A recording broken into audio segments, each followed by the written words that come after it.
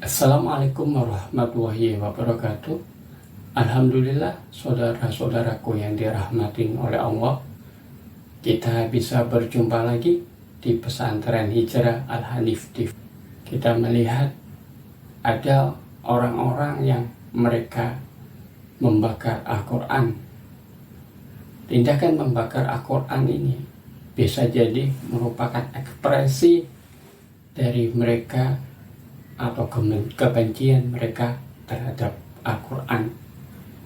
Mungkin kita bertanya-tanya, kenapa sih orang-orang ini, orang-orang Yahudi Kristen ini begitu bencinya kepada Al-Quran dan sampai mereka mempertontonkan di depan umum ketika mereka membakar Al-Quran. Bahkan di antara mereka menganggap Al-Quran ini sebagai kitab setan. Dalam video kali ini, insya Allah kita akan membahas lebih dalam lagi tentang hal tersebut. Agama Yahudi, Kristen, dan Islam pada dasarnya merupakan agama warisan Nabi Ibrahim atau Abraham.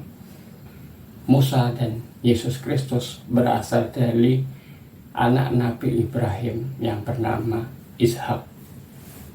Kemudian Nabi Muhammad SAW juga merupakan anak keturunan Nabi Ibrahim alaihissalam yang dari Nabi Ismail alaihissalam. Nah, seharusnya ketika bersumber dari Tuhan yang sama, yaitu Tuhan yang esa, bersumber dari keturunan yang sama, yaitu keturunan Abraham atau keturunan Ibrahim alaihissalam, harusnya Yahudi, Kristen, Islam bisa hidup berdampingan. Tapi pada nyatanya, saudaraku, sampai saat ini terjadi konflik yang luar biasa panjang yang sudah berlangsung selama ribuan tahun, mulai dari perang salib bahkan sampai saat ini. Satu contoh, masih ada pergejolakan khususnya di Masjid Al-Aqsa di Palestina, di mana umat-umat Islam masih berjuang untuk membebaskan Al-Aqsa, dan pada umumnya adalah negara Palestina. Mereka berusaha memerdekakan diri dari penjajahan Israel. Inilah konflik yang panjang, inilah yang kemudian menjadikan lahirnya kebencian secara turun-temurun yang diwariskan antara orang-orang Yahudi Kristen dengan orang Islam. Konflik yang berkepanjangan antara Yahudi Kristen dan Islam yang telah terjadi selama ribuan tahun, ya kemudian mengakibatkan lahirnya kebencian terselubung yang diwariskan secara turun-temurun, kemudian diperparah oleh kondisi atau perasaan fobia yang dimana merasa asing, rasa ketakutan yang berlebihan terhadap sesuatu yang asing. Orang-orang Yahudi Kristen menganggap orang Islam sebagai ancaman, sebaliknya pun demikian orang Islam menganggap orang Yahudi Kristen sebagai ancaman. Perasaan-perasaan ini kemudian ditambahin lagi oleh teori-teori konspirasi, diperparah oleh perdebatan-perdebatan yang tanpa ujung. Inilah yang kemudian menjadi suatu benang kusut, benang ruwet yang akhirnya terjadi semacam perselisihan yang tiada ujung antara orang-orang Yahudi Kristen dan Islam. Nah, kadangkala ketika perasaan-perasaan negatif itu tidak terbendung, maka muncullah ekspresi yang berlebihan, seinginnya untuk mengaspirasikan pendapatnya, tetapi tanpa sadar justru menistakan agama yang lain. Itulah yang akhirnya menjadi latar belakang terjadinya pembakaran Al-Quran tersebut, yang merupakan ekspresi sesungguhnya dari mereka para pelaku pembakar Quran untuk mencurahkan kebencian mereka terhadap Al-Quran. Tapi justru itu sangat menistakan Al-Quran dan agama Islam. Karena apa? Karena sesungguhnya Al-Quran merupakan kitab yang benar. Al-Quran tidak hanya sebuah kitab suci untuk umat Islam saja, tetapi Al-Quran merupakan kitab suci yang dia juga berfungsi untuk menjaga kebenaran dari ayat-ayat Alkitab atau ayat-ayat yang turun sebelumnya, menjaga kebenarannya, menggenapinya, dan menyempurnakan ajaran-ajaran kitab-kitab sebelumnya, termasuk Taurat dan Injil. Itulah sesungguhnya fungsi dari Al-Quran. Dalam Al-Quran banyak terdapat firman-firman Allah yang membantah, meruntuhkan doktrin iman Kristen. Dan salah satu doktrin iman Kristen yang dibantah dan diluruskan oleh Allah adalah doktrin iman Trinitas atau Tritunggal, di mana kebanyakan umat Kristen, khususnya dari Katolik dan Protestan, mereka meyakini bahwa Allah Bapa, Yesus Kristus, dan Roh Kudus merupakan pribadi yang tunggal. Tapi Al-Quran membantah itu semua. Banyak ayat Al-Quran yang menyatakan bahwa Tuhan itu esa, bahwa Tuhan itu tidak ada Tuhan selain Allah, bahwa Tuhan itu tidak beranak dan tidak diperanakan, tidak ada yang serupa dan setara dengan Allah. Itu banyak sekali ayat-ayat hal ini disampaikan dalam Al-Quran. Salah satu ayat yang menyatakannya adalah surat An-Nisa ayat 171,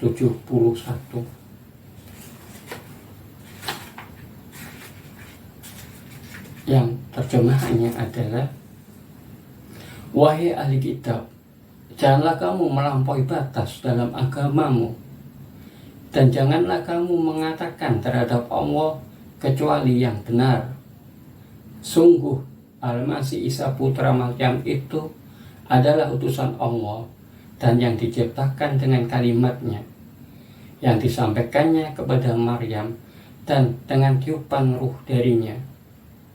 Maka berimanlah kepada Allah dan Rasul-Rasulnya, dan janganlah kamu mengatakan Tuhan itu tiga. Berhentilah dari ucapan itu lebih baik bagimu. Sesungguhnya Allah Tuhan yang Maha Esa, Maha Suci Dia dari anggapan mempunyai anak. Miliknya lah apa yang ada di langit dan apa yang ada di bumi, dan cukuplah Allah sebagai pelindung. Surat An-Nisa ayat 171 ini menegaskan dua hal. Yang pertama adalah di mana Allah memerintahkan kepada orang Kristen untuk berhenti dari ucapan Tuhan itu tiga. Dalam ayat ini Allah menegaskan bahwa sesungguhnya Allah Tuhan yang Maha Esa, Maha Suci Dia dari anggapan mempunyai anak. Jadi ayat ini, An-Nisa ayat 171, menegaskan bahwa Allah itu Esa, la ilaha illallah. Di ayat yang sama juga disampaikan bahwa sungguh Al-Masih Isa putra Maryam itu adalah utusan Allah. Ingat, sungguh Al-Masih Isa putra Maryam itu adalah utusan Allah. Jadi dia Rasulullah, bukan Allah. Jadi di surat An-Nisa ayat 171 ini diceritakan tentang dua hal, ditegaskan tentang dua hal. Yang pertama, Tuhan itu Esa.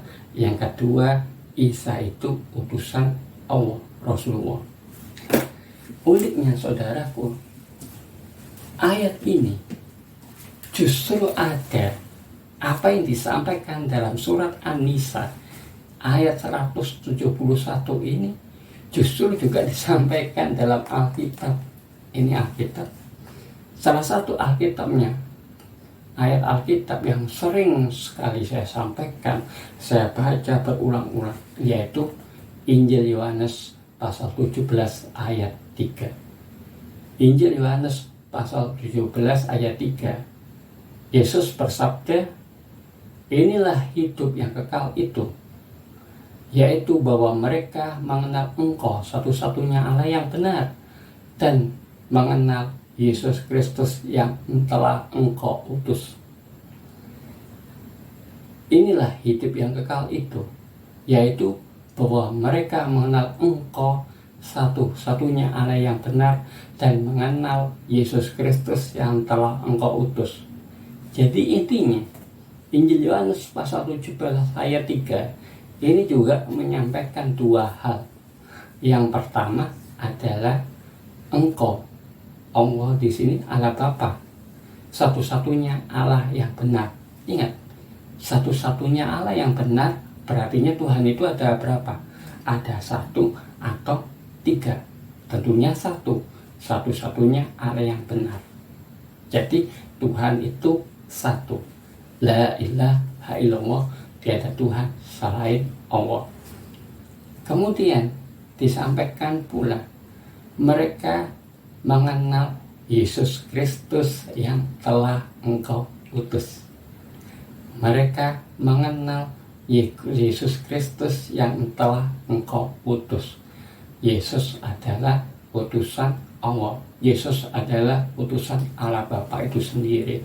Dia adalah Rasulullah. Jadi apa yang disampaikan dalam surat An-Nisa ayat 171 tadi itu merupakan penegasan pembenaran dari Injil Yohanes pasal 17 ayat 3 ini. Sesuai tidak apa yang disampaikan oleh Allah dan Yesus? Tentu sesuai. Bayangkan jika sekiranya umat Kristen yang meyakini bahwa Tuhan itu tiga membaca ayat-ayat ini, bahwa sesungguhnya bantahan Al-Quran tentang Tuhan itu tiga, penegasan Al-Quran bahwa Tuhan itu esa, la ilaha illallah, dan Yesus Kristus itu adalah utusan Allah, ternyata dibenarkan oleh Yesus Kristus sendiri dalam Injil Yohanes pasal 17 ayat 3. Saudaraku yang dirahmati oleh Allah, doktrin kedua yang diyakini oleh sebagian besar umat Kristen, khususnya Kristen Protestan dan Kristen Katolik, adalah penebusan dosa. Mereka meyakini bahwa setelah Nabi Adam dikeluarkan dari surga, maka semua manusia menanggung dosa waris Adam. Jadi manusia lahir itu sudah menanggung dosa waris dari Nabi Adam. Maka kemudian Yesus Kristus turun ke dunia ini, dia dilahirkan, kemudian disalib untuk menebus dosa umat manusia. Maka barang siapa yang meyakini Yesus Kristus sebagai juru selamat, maka dia telah terselamatkan dan dosanya diampuni. Ternyata doktrin penebusan dosa ini dibantah oleh Al-Quran. Salah satu ayat Al-Quran yang membantah tentang doktrin penebusan dosa ini adalah surat Fatir ayat 18 yang terjemahannya sebagai berikut. Surat Fatir ayat 18. Dan orang yang berdosa tidak akan memikul dosa orang lain. Dan jika seseorang yang dibebani berat dosanya memanggil orang lain untuk memikul bebannya itu, tidak akan dipikulkan sedikit pun, meskipun yang dipanggilnya itu kaum kerabatnya. Jadi dengan tegas, surat Fatir ayat 18 menyatakan bahwa dan orang yang berdosa tidak akan memikul dosa orang lain. Jadi intinya apa saudaraku? Bahwa semua manusia menanggung dosanya sendiri.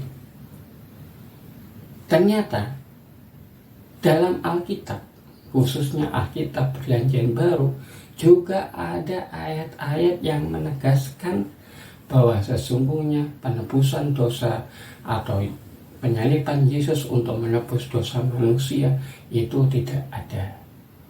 Ada satu ayat Alkitab yang menegaskan bahwa salah satu syarat supaya manusia diampuni dosanya oleh Allah Bapa itu bukan mengimanin atau meyakinin penyaliban Yesus, tapi justru mengampuni dosa atau kesalahan sesama manusia.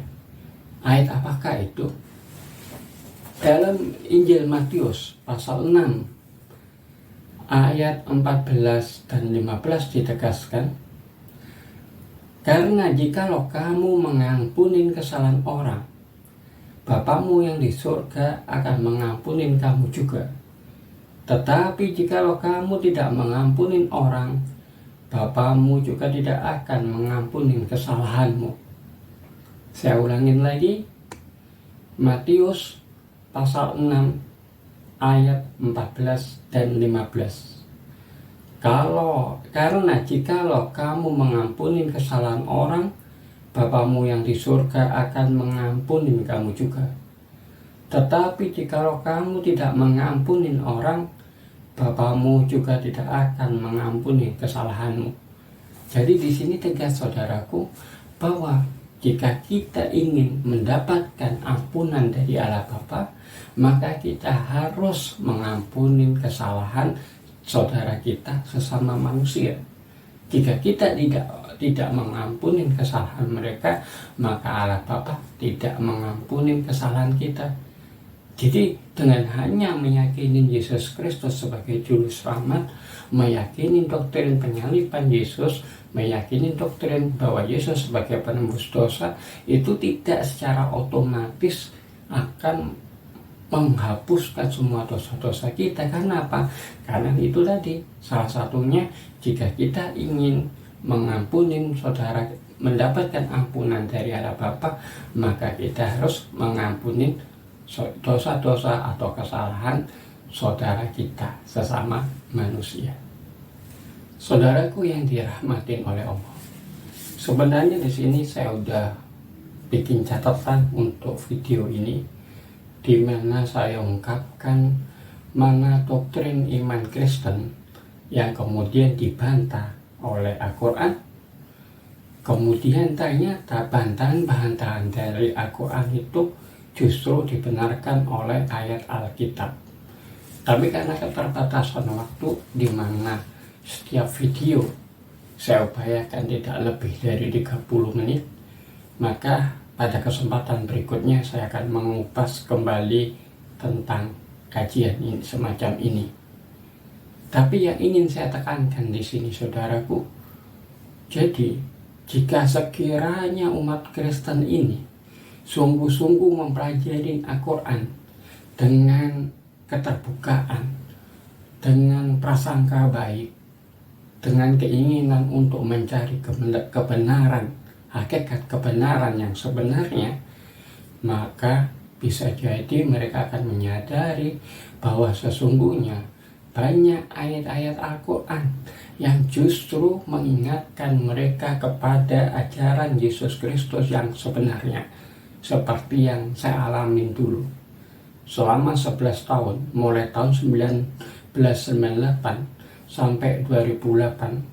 Saya memperdalami Taurat, Injil, Al-Quran.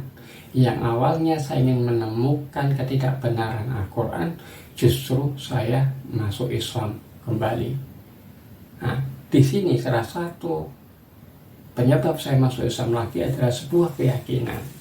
Melalui proses penelitian yang panjang, akhirnya saya meyakini bahwa Muhammad Rasulullah SAW adalah juru selamat lain yang dijanjikan oleh Yesus Kristus, yang akan saya bahas di buku saya yang ketiga, Muhammad Rasulullah SAW, sang penolong lain yang dijanjikan oleh Yesus Kristus. Salah satu dasar saya adalah poin pekerjaan dari roh kebenaran atau penghibur yang dijanjikan oleh Yesus Kristus tadi, di mana dalam hal ini Yesus berkata dalam Yohanes 16 ayat 12 sampai 15. Di sini saya persingkat saja dari Yohanes pasal 16 ayat 12 dan 13. Masih banyak yang harus kukatakan kepadamu, tetapi sekarang kamu belum dapat menanggungnya. Tetapi apabila Ia datang, yaitu roh kebenaran, Ia akan memimpin kamu ke dalam seluruh kebenaran. Sebab Ia tidak akan berkata-kata dari dirinya sendiri, tetapi segala sesuatu yang didengarnya itulah yang akan dikatakannya, dan Ia akan memberitakan kepadamu hal-hal yang akan datang. Saya ulangi, Yohanes pasal 16 ayat 12 dan 13. Masih banyak hal yang harus kukatakan kepadamu, tetapi sekarang kamu belum dapat menanggungnya. Tetapi apabila Ia datang, yaitu roh kebenaran, Ia akan memimpin kamu ke dalam seluruh kebenaran. Sebab Ia tidak akan berkata-kata dari dirinya sendiri, tetapi segala sesuatu yang didengarnya, itulah yang akan dikatakannya. Dan Ia akan memberitakan kepadamu hal-hal yang akan datang.